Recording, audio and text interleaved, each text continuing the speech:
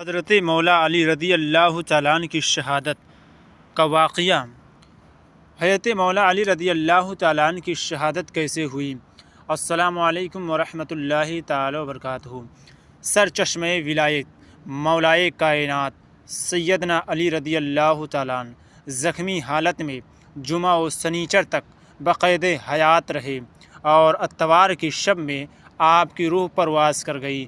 اور ایک یہ بھی روایت ہے کہ 18 رمضان شریف یا 19 رمضان شریف جمعہ کی شب میں آپ پر قاتلانہ حملہ ہوا اور 21 رمضان المبارک شب یکشنبہ 40 ہجری میں آپ کا وصال ہوا۔ ان للہ و انا الیہ راجعون۔ حضرت مولا علی رضی اللہ تعالیٰ عنہ نے 4 سال 8 یا 9 ماہ اور 9 دن مسند خلافت پر جلوہ افروز رہے اور 63 سال کی عمر میں آپ کا وصال ہوا۔ عزیزان ملت اسلامیہ، حضرت امام حسن اور حضرت امام حسین اور حضرت عبداللہ بن جعفر رضی اللہ تعالیٰ عنہ نے آپ کو غسل دیا اور حضرت امام حسن رضی اللہ تعالیٰ عنہ نے آپ کی نماز جنازہ پڑھائی۔ اور ابن جوزی کی روایت کے مطابق آپ کا مزار شریف نجف اشرف میں ہے۔ حضرت امام حسن رضی اللہ تعالیٰ عنہ نے آپ کے قاتل ابن ملجم ملعون کو قتل کیا اور اس کے ہاتھ پیر کو کاٹ کر ایک ٹوکرے میں رکھ کر اس میں آگ لگا دی، جس سے اس کی لاش جل کر راکھ ہو گئی۔ عزیزان ملت اسلامیہ، حضرت مولا علی رضی اللہ تعالیٰ عنہ کی ولادت جو ہے وہ اللہ کے گھر میں ہوتی ہے اور جو ہے اور حضرت مولا علی رضی اللہ تعالیٰ عنہ کی شہادت بھی جو ہے وہ اللہ کے گھر میں ہوتی ہے۔ کتنے پائے کے کتنی عظمت والے ہیں مولائے کائنات۔ اور میں آپ کو بتا دوں کہ مولائے کائنات نے اپنی شہادت کی خبر بھی دے دی تھی۔ ہاں میرے بھائی، 17 رمضان المبارک 40 ہجری کو حضرت مولا علی نے صبح کے وقت بیدار ہو کر اپنے بڑے شہزادے حضرت امام حسن رضی اللہ تعالیٰ عنہ سے فرمایا، آج رات خواب میں نبی پاک صلی اللہ تعالیٰ علیہ وسلم کو دیکھا تو میں نے خدمت اقدس میں عرض کیا، یا رسول اللہ، آپ کی امت نے میرے ساتھ اچھا سلوک نہیں کیا اور سخت نظام برپا کر دیا۔ سرکار دو عالم نے ارشاد فرمایا، تم ظالموں کے لیے دعا کرو، تو میں نے دعا کی، یا اللہ تو مجھے ان لوگوں سے بہتر لوگوں میں پہنچا دے اور میری جگہ ان لوگوں پر ایسا شخص مسلط کر دے جو برا ہو۔ ابھی یہ بیان ہی فرما رہے تھے کہ ابن نبح مؤذن نے آواز دی، الصلاۃ والسلام الصلاۃ والصلاۃ۔ عزیزان ملت اسلامیہ، حضرت مولا علی رضی اللہ تعالیٰ عنہ نماز پڑھنے کے لیے گھر سے چلے۔ راستے میں لوگوں کو نماز کے لیے آواز دے کر آپ اٹھا رہے تھے۔ اور میں آپ کو بتاؤں، حضرت حسن بن کثیر اپنے والد سے بیان فرماتے کہ حضرت مولا علی رضی اللہ تعالیٰ عنہ جب نماز کے لیے گھر سے نکلنے لگے تو بطین آپ کے سامنے آ گئے اور زور زور سے چلانے لگے۔ ہم ان کو ہٹانے لگے تو آپ نے فرمایا، ان کو چھوڑ دو، یہ نوحہ کر رہی ہے، اور آپ تشریف لے گئے۔ مسجد میں وہ بدبخت ملعون عبد الرحمن بن ملجم چھپا ہوا بیٹھا تھا۔ جب آپ اس کے قریب سے گزرے اور بقول باس آپ مشغول بنماز ہوئے تو اس شکی نے اس زور سے آپ پر تلوار کا وار کیا کہ آپ کی پیشانی کن پٹی تک کٹ گئی اور تلوار دماغ پر جا کر ٹھہری۔ تلوار لگتے ہی آپ نے فرمایا، فزتو برب الکعبہ، یعنی رب کے کعبہ کی قسم میں کامیاب ہو گیا۔ ابن ملجم بدبخت قاتل پر چاروں طرف سے لوگ دوڑے اور اس کو گرفتار کر لیا۔ عزیزان ملت اسلامیہ، ایسے ہی حضرت مولا علی رضی اللہ تعالیٰ عنہ کی شہادت ہوتی ہے۔ اور میں آپ کو بتاؤں، حضرت عمار بن یاسر رضی اللہ تعالیٰ عنہ فرماتے ہیں کہ آقا کریم رعوف الرحیم نے حضرت مولا علی رضی اللہ تعالیٰ عنہ سے فرمایا کہ 2 آدمی بڑے شقی اور بدبخت ہیں، ایک وہ شخص جس نے حضرت صالح علیہ السلام کی اونٹنی کو مارا، اور دوسرا وہ شخص جو تیرے سر پر تلوار مارے گا اور تیری داڑھی خون سے تر ہو جائے گی۔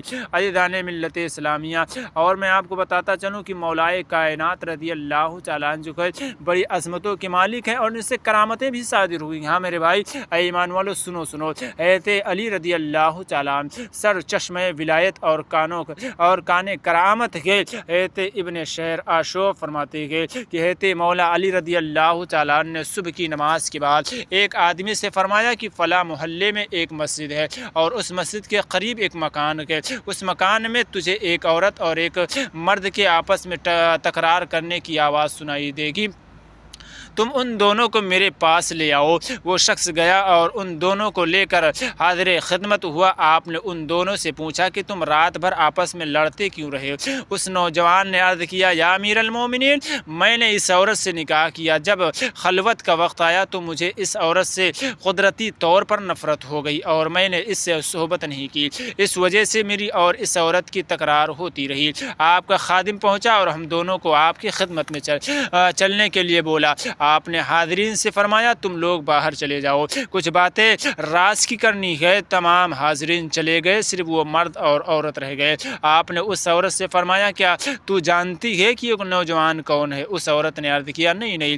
فرمایا، اگر میں تجھ پر تیری مخفی بات ظاہر کر دوں تو انکار تو نہیں کرے گی؟ اس عورت نے کہا، نہیں۔ حضرت مولا علی رضی اللہ تعالیٰ نے فرمایا، کیا تو فلانی اور فلاں کی بیٹی نہیں ہے؟ کہا، ہاں۔ فرمایا کہ تیرا چچا زاد بھائی تھا، تم دونوں محبت نہیں تھی؟ ایدان ملت اسلامیہ، تم دونوں میں محبت تھی؟ اس عورت نے کہا، ٹھیک ہے۔ فرمایا، تیرا باپ تیرا نکاح اس سے نہیں کرنا چاہتا تھا اور اپنے پڑوس سے اس کو نکال دیا؟ عرض کیا، بالکل ٹھیک ہے۔ فرمایا، تو ایک رات قضائے حاجت کے لیے بہانے سے گھر سے نکلتی ہے اور اس سے جا کر ملی ہے، اس نے تجھ سے صحبت کی اور تجھ سے جو ہے تو حاملہ ہو جاتی ہے اور تو نے اپنے حمل کو اپنے باپ سے چھپا کر رکھا اور تیری ماں کو یہ بات معلوم ہو گئی، وضع حمل کے وقت وہ رات کو تجھے لے گئی اور گھر کے باہر جا کر تجھے لڑکا پیدا ہوا اور تم نے کپڑے میں لپیٹ کر رکھ دیا اور وہاں سے چلی گئی۔ ایک کتا آیا اور اسے سونگھنے لگا،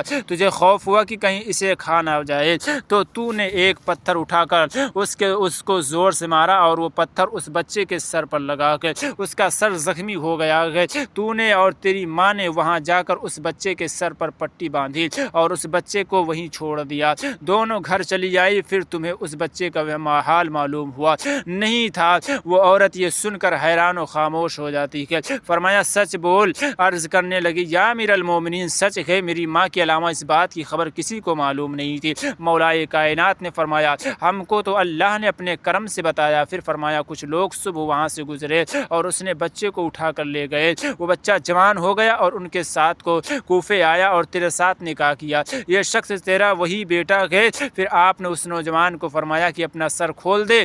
اس نے سر کھولا اور زخم کا نشان نظر آیا۔ مولائے کائنات نے فرمایا، یہ شخص تیرا بیٹا ہے، اللہ نے اس امر سے تجھ کو اس نوجوان پر حرام کر دیا، اس کو بچایا ہے، اپنے بیٹے کو لے اور گھر جا، تم دونوں کے درمیان نکاح نہیں ہے۔ عزیزان ملت اسلامیہ، یار مولائے کائنات کیا غیب نہیں جانتے تھے؟ یہ غیب کی باتیں ہیں۔ جب وہ عورت خود بیان کر رہی ہے کہ میں یہ اس بات کو میری بیٹی کے علاوہ کوئی نہیں جانتا تھا، تو یار یہ علم غیب نہیں تو کیا ہے؟ اللہ تبارک و تعالیٰ اپنے پسندیدہ بندوں کو علم غیب عطا فرماتا ہے، لیکن آج مخالفین کہتے ہیں کہ علم